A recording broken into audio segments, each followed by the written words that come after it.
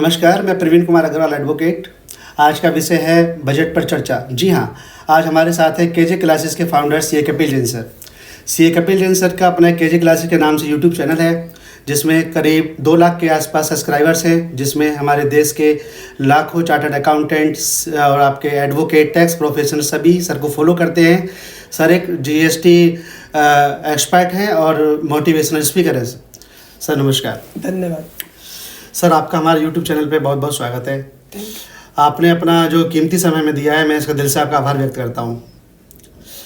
Sir, अभी 1 फरवरी 2023 को भारत सरकार ने बजट पेश किया है। जी जी। अभी भी हमारे लाखों ऑडियंस को अभी बजट अभी अच्छे से समझ में नहीं आया है सर। तो आज हम सभी आपसे बजट आसान भाषा में समझेंगे। जी, पहली बात तो प्रवीण जी, मैं आपका धन्यवाद करना चाहता हूँ कि आपने मुझे अपने प्लेटफॉर्म पर बुलाया, इस काबिल समझा कि मैं आपके दर्शकों को कुछ बता सकूँ। बजट 1 फरवरी को आ गया और कहा तो यह जा रहा है कि बजट आम लोगों को क्या, जिन लोगों ने बनाया है उन्हें ही समझ नहीं आया, ठीक है। और जो लोग वहाँ पर संसद में बैठे हुए थे, ठीक है, उनमें से भी कई लोग कह रहे हैं कि हमें तो समझ ही नहीं आया कि क्या है क्या नहीं। करेक्ट जी। तो सर, मेरा आपसे पहला प्रश्न है कि बजट आपको कैसा लगा और बजट में आप क्या क्या बदलाव आया है? देखिए, मेरा तो मानना ये होता है कि जो भी चीज़ संविधान के अनुरूप चल रही है वो सब अच्छी है। ठीक है ना। जो बजट उन्होंने बनाया, उन्होंने अपनी कैपेबिलिटी के हिसाब से बहुत बढ़िया बनाया, ठीक है। रही बात कि कौन खुश हुआ कौन नाराज हुआ, हम उस चीज़ को छोड़ देते हैं, ठीक है ना। क्योंकि बजट में क्या हुआ, आईटीआर में कुछ चेंजेस करेगी, भाई एग्जम्पशंस वगैरह देंगे, रिबेट वगैरह देंगे, ठीक है ना। अब जो लोग आईटीआर नहीं भर रहे वो भी परेशान है। करेक्ट। ठीक है, तो परेशान तो होने को तो कोई भी हो सकता है, ठीक है। जिसका उस बजट से कोई मतलब नहीं वो भी परेशान है। तो हम तो चीज़ों को पॉजिटिव लेते हैं, बिल्कुल, ठीक है ना। अब परेशान तो हो सकता है वैशाली भी हो, जबकि उसका बजट से कोई मतलब ही नहीं, ठीक है ना। मतलब ही नहीं है ना। तो ऐसा कुछ नहीं है, सारी चीज़ें ठीक है, एक पॉजिटिव वे में लेते हैं बजट को तो ठीक है। और वो हमसे ज़्यादा इंटेलेक्चुअल है, हमसे ज़्यादा उनमें माइंड्स है, तो उन्होंने अपने हिसाब से पूरे देश को देख करके अच्छा ही कुछ करा होगा। करेक्ट, ठीक है ना। ये चीज़ है मेरे हिसाब से। बहुत अच्छा सर। और बहुत बेसब्री से इंतजार कर रहे हैं हमारे सभी दर्शक। वो जानना चाहते हैं कि बजट में क्या सस्ता हुआ है और क्या महंगा हुआ है सर। नहीं, तो पहले तो इस चीज़ को समझिए कि बजट से सस्ते और महंगे का क्या मतलब होता है, ठीक है। बजट कोई चीज़ को सस्ता महंगा कैसे कर सकता है, इस चीज़ को आप समझिए कि लेट्स सपोज अगर हम इंडिया में हैं और हम कोई चाइना से कोई चीज़ इंपोर्ट कर रहे हैं, कोई चीज़ हम यूएस से इंपोर्ट कर रहे हैं, अगर हम कल को उस पर इंपोर्ट ड्यूटी बढ़ा दें तो वो चीज़ महंगी हो जाएगी। करेक्ट। और अगर हमने उस पर इंपोर्ट ड्यूटी कम कर दी तो वो चीज़ सस्ती हो जाएगी। इसी तरीके से गवर्नमेंट ने क्या करा कि जैसे जो खिलौने हैं, साइकिल है, ऑटोमोबाइल्स हैं, मोबाइल फ़ोन है, टेलीविज़न है, बैटरी है, कैमरा है, इनमें जो चीज़ें यूज़ होती हैं, इनके जो पार्ट्स यूज होते हैं, उस पर कुछ कस्टम ड्यूटीज़ वगैरह को रिड्यूस करा, जिसके कारण से ये चीज़ें सस्ती हो जाएंगी, ठीक है। इसके अलावा अगर हमने किसी चीज़ पर बोल दिया कि नहीं भाई इंपोर्ट ड्यूटी बढ़ जाएगी, या हम कोई चीज़ उस पर रोक लगा दें, ठीक है, तो जैसे कि चांदी है, सोना है, डायमंड है, सिगरेट है, भाई सिगरेट पे टैक्स बढ़ा दो तो वो महंगी हो जाएगी। तो ये वाली चीज़ें महंगी हो गई है, ठीक है। तो महंगे वाले में ऐसी कोई दिक्कत नहीं, सोना चांदी, ठीक है, ये तो इन्वेस्टमेंट है, ठीक है। जितनी महंगी हो रही है ठीक है, कोई दिक्कत वाली बात है नहीं, ठीक है ना। सिगरेट है, अच्छी है कि भाई महंगी हो जाए तो, ठीक है ना, लोग बाग कम पिएंगे, ठीक है ना। महंगी हो जाए तो कोई फर्क नहीं पड़ेगा। हाँ, शराब भी महंगी हो जाए तो कोई फर्क नहीं पड़ता, ठीक है ना। बहुत अच्छे सर। और तीसरा क्वेश्चन सर मेरा ये है, मेरे सभी दर्शक ये भी जानना चाहते हैं कि बजट में जीएसटी और इनकम टैक्स में क्या क्या चेंजेस हुए हैं सर। अब हमेशा इस चीज़ को समझिएगा कि जो बजट होता है वो मेनली इनकम टैक्स के लिए है, ठीक है ना। जीएसटी की तो क्या बात है कि अगर लॉ में कोई भी चीज़ें गलत हो रखी हैं या कोई चीज़ें करेक्ट करनी है, वो चीज़ें हमारी क्या है, जीएसटी में बजट के माध्यम से चेंज होती है। तो जीएसटी में तो लगभग 10-12 सेक्शंस ऐसे हैं जिसमें चेंजेस हुए, ठीक है। और इनकम टैक्स में भी कई चीज़ों में चेंजेस हुआ। तो हमने क्या करा है, हमारी एक मैगजीन है तो उसके अंदर हमने इस चीज़ को क्लैरिफाई करा है।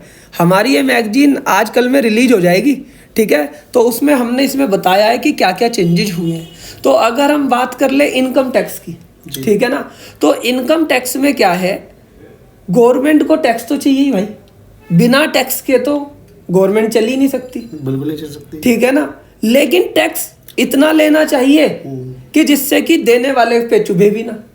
लेकिन हमारे हिंदुस्तान का दुर्भाग्य ये है कि अगर हम इनकम टैक्स की बात करें तो 130-35 करोड़ हिंदुस्तानियों में से 5 करोड़ भी नहीं देते, ठीक है ना, सही से जो मैं बात करूं जी। वो क्यों नहीं देते, वो कहते इनकम ही नहीं है, ठीक है। तो इनकम टैक्स कहाँ से दे, पहली चीज। और जिनकी इनकम होती भी है वो अपनी इनकम को ऐसे बचा लेते हैं, ठीक है ना, कि जिससे उन पे टैक्स ना लगे, 2 नंबर में, ब्लैक में जी, ठीक है, टैक्स प्लानिंग करके। लेकिन गवर्नमेंट को इससे कोई ज्यादा फर्क इसलिए नहीं पड़ता क्योंकि उसे इनडायरेक्ट टैक्स आता है जी। इनडायरेक्ट टैक्स क्या होता है, उससे कोई बच नहीं सकता, चाहे रिक्शा वाला है, चाहे अंबानी है, कोई भी है, वो इनडायरेक्ट टैक्स ये देता है। तो कभी भी अगर आप इनकम टैक्स नहीं दे रहे हैं तो ये मत सोचना कि मैं तो टैक्स ही नहीं देता। अरे भाई, आप इनडायरेक्ट टैक्स देते हो। अगर आप साबुन, तेल कुछ भी खरीद के ला रहे हो, then you are paying tax. सभी टैक्स देते हैं, इनको पता भी नहीं होता। चीनी भी खरीदते हैं, वो भी टैक्स दे करके आते हैं। हाँ, तो उस पर आप टैक्स दे रहे हो, ठीक है। तो अब इनकम टैक्स लेकिन एक बड़ा है, चाहे 5 करोड़ ही है, लोगों के लिए इम्पैक्ट करता है वो। तो एक उसमें बड़ा चेंजेस क्या किया गया कि भाई अगर तुम्हारी इनकम 5 लाख रुपए तक है, पहले ये रूल था कि भाई अगर तुम्हारी इनकम 5 लाख रुपए तक है, मतलब कि महीने की 50,000, तो तुम हमें टैक्स क्या दोगे। तुम्हारा तो घर का खर्चा चल जाए, बच्चों की स्कूल फीस चली जाए, किराया चला जाए, 50,000 में तो आजकल अगर दिल्ली जैसा शहर है उसमें यही खर्चा हो जाता है, तो तुम हमें टैक्स क्या दोगे। हम तुमसे टैक्स ले ही नहीं रहे। तो 5 लाख रुपए तक छूट थी जी। लेकिन अब उसे क्या कर दिया गया, 7 लाख तक कर दिया गया कि भाई अगर तुम्हारी इनकम 7 लाख रुपए तक है और आप नया टैक्स रिजीम लेते हैं, ठीक है ना, अगर आप तुम्हारी इनकम 7 लाख तक है और आप नया टैक्स रिजीम लेते हैं तो आपको कोई भी टैक्स आपको नहीं देना। लेकिन अब ये वैशाली मेरे पास कल आई, कहने लगी सर मेरी सैलरी कम कर दो। मैंने कहा क्यों कम कर दूं भाई, सब तो कहते हैं बढ़ा दो।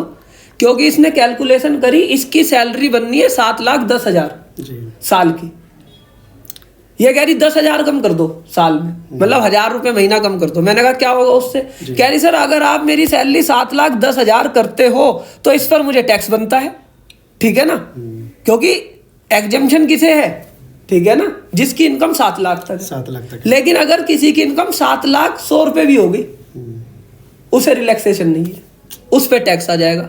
मतलब इनकम बढ़ेगी 5,000, टैक्स बढ़ जाएगा 25,000 जी। तो यहां पर गवर्नमेंट को इसके बारे में कुछ सोचना चाहिए, ठीक है, जो कि इस बारे में नहीं सोचा गया। तो अब लोग बाग क्या करेंगे, अगर किसी की इनकम 7,10, 7,20 भी हो रही होगी तो वो 6,98 दिखाएंगे, ठीक है। तो अगर आपकी इनकम 7 लाख से ऊपर है जी, तो आपको कोई रिलैक्सेशन नहीं है, आपको टैक्स देना ही देना है, टैक्स देना ही देना है, ठीक है ना। और एक हैवी टैक्स देना है, क्योंकि इधर बात को समझिए कि जब भी टैक्स लगाया जाता है, टैक्स उससे ही लिया जाता है जो टैक्स देने के काबिल हो। तो 7 लाख वालों तक को छोड़ दिया कि तुमसे टैक्स नहीं लिया जाएगा, तुम काबिल ही नहीं हो टैक्स देने के। लेकिन अगर तुम्हारी इनकम 7 लाख से ऊपर है, तुम काबिल हो, तुम अपना तो दो ही दो, अप्लाई दे दो, और उनके हिस्से का भी दो जिन्होंने नहीं दिया है जी। तो ये हमारे देश में बड़ा ये दिक्कत वाली बात है कि जिसकी इनकम 7 लाख से ज्यादा होगी उनसे ज्यादा टैक्स है और 7 लाख से कम बिल्कुल नहीं है।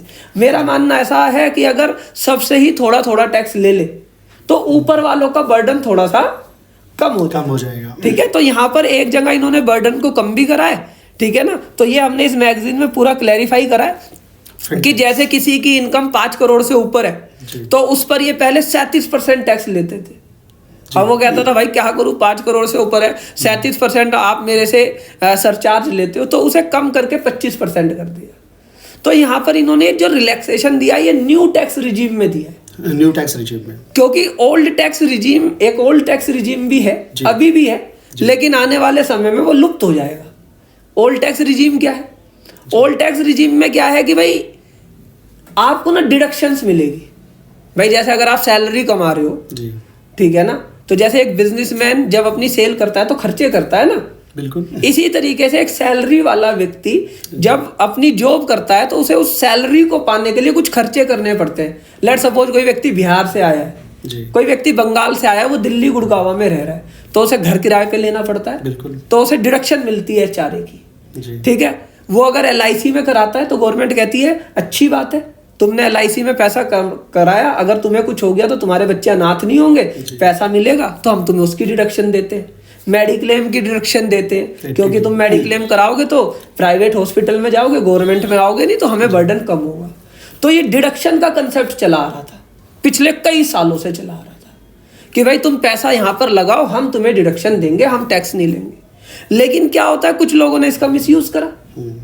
कई लोग अपनी ITR में LIC में पैसा डालते नहीं थे, डिडक्शन क्लेम कर लेते थे। जी हाँ। तो गवर्नमेंट के सामने बड़ी दुविधा थी कि ये डिडक्शन वाले को खत्म कर दे। तो गवर्नमेंट अब नए टैक्स रिजीम में डिडक्शन नहीं दे रही, और कोशिश ये कर रही है कि नया टैक्स रिजीम इतना अच्छा हो जाए कि लोग बाग डिडक्शन भूल ही जाए। अच्छा, इससे गवर्नमेंट का फायदा भी होगा और गवर्नमेंट का नुकसान भी होगा। फायदा क्या होगा कि जब डिडक्शन मिलेगी नहीं तो मैं LIC कराऊंगा नहीं, मेडिक्लेम तो फिर भी करा लूंगा, लेकिन हो सकता है मैं LIC ना कराऊं, हो सकता है मैं PPF में पैसे ना डालूं, ठीक है ना, मैं ये चीजें ना करूं, जो कि मैं मेनली टैक्स सेविंग के लिए करा करता था। हालांकि रिटर्न्स उसमें इतने अच्छे थोड़ी मिलते हैं, या NPS हो गया जी। तो उससे क्या होगा कि मेरी जो बचत करने की आदत है वो खत्म हो जाएगी, और आज से 20 साल बाद जब मैं बुढ़ापे में जाऊंगा तो मेरे पास कुछ नहीं रहेगा, तब मैं गवर्नमेंट के ऊपर बर्डन बन जाऊंगा।